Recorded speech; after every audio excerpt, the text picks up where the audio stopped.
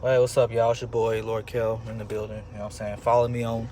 Um, follow me on Twitter, Instagram, same name, man. Y'all could find my name, uh, and my name actually. Yeah. So let's talk about something here, man. I just want to finalize this up, man, because I still get the beef from Cowboy fans talking about Dak Prescott is a better quarterback than Carson Wentz, which is totally wrong, based off the stats since 2016, the playoff accomplishments, like the playoff accomplishments. A lot of people say that Carson Wentz had nothing to do with our Super Bowl run, but yet he took us to 12-1 before he unfortunately went down. Which agreed is kind of his own fault, but at the same time, man, he did have us. He did take us to 12-1, which hasn't been seen in a very long time. And anytime we go 12-1 like that, well, on a large win streak like that, the Eagles usually win or go to a championship. So let's start with there. Carson Wentz was 12-1 before he went down. He was second place. Well, actually, I think he was tied for first place with MVP voting with Tom Brady. Dak Prescott was not there. Dak Prescott wasn't even talks for MVP in his rookie season because he had Zeke Elliott, and you can't have the running back and the quarterback on the same team tied for MVP. It just never been seen before, and I don't think that would have happened with the Dallas Cowboys. Yeah, so Carson Wentz was first in running for MVP before he went down. Like took us 12-1, and then Nick Foles just had to play fresh. Mind you, Nick Foles was fresh for the last 6 games he had to play for like the regular season and just to the playoffs because we had the playoff bye, so we only played like 3 games. So he was fresh, and then he was familiar with that quarterback system, and then he had two veteran coaches like himself, Frank DiPilippo and Doug Peterson, who were former quarterbacks. So, and then it's just that veteran experience. So let's not even go there. And secondly, even that next year, Wentz coming off a knee injury, he was still like the number one in the NFC East with the overall grade of 80.3. Dak Prescott didn't even beat Alex Smith on the Redskins. The Redskins didn't even do anything this year. Well, last year, man, like the Redskins like weren't even thought of in the playoff run after Alex Smith went down.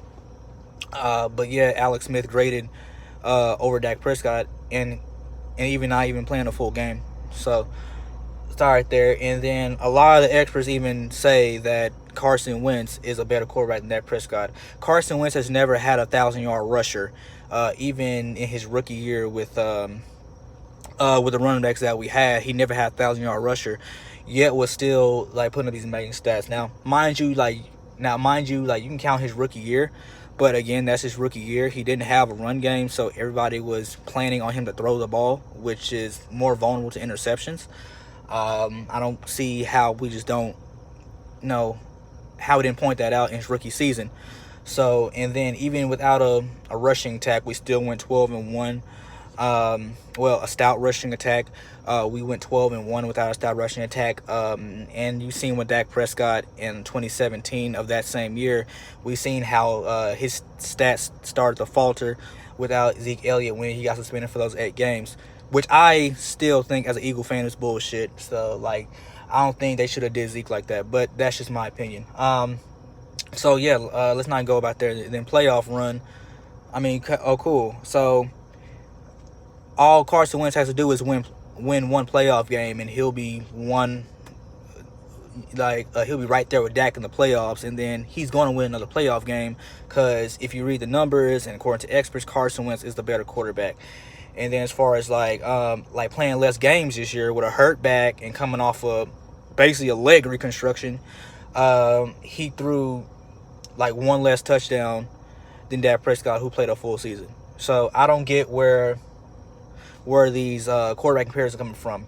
Okay, I agree. Carson Wentz has to stay healthy. Like he's showing a tendency to get hurt, but I mean the injury bug happens to everybody. So I don't know. I just can't wait till the season starts. Carson Wentz has a full off season and training camp with the new rookies that we're going to draft, and having a chance to build chemistry back with the receiving core that was reportedly lost due to a article by our own Philadelphia paper, saying that he was a bad teammate. So this is a chance for him to go through the whole offseason, building chemistry and getting his skill set right. Because going into the season, he will need to improve his deep ball accuracy, which we didn't see a lot last year, because we didn't really have a legitimate deep threat. And he also needs to get rid of the ball quicker. He also needs to spread the ball around more. And let's not, and stop giving Zach Ertz a tight end 10 catches a game. That's not going to win us a game anymore, because they're going to key on Zach Ertz now. And also, he needs to avoid hits. He needs to keep his body healthy. He needs to learn how to slide and avoid hits like all the other great quarterbacks.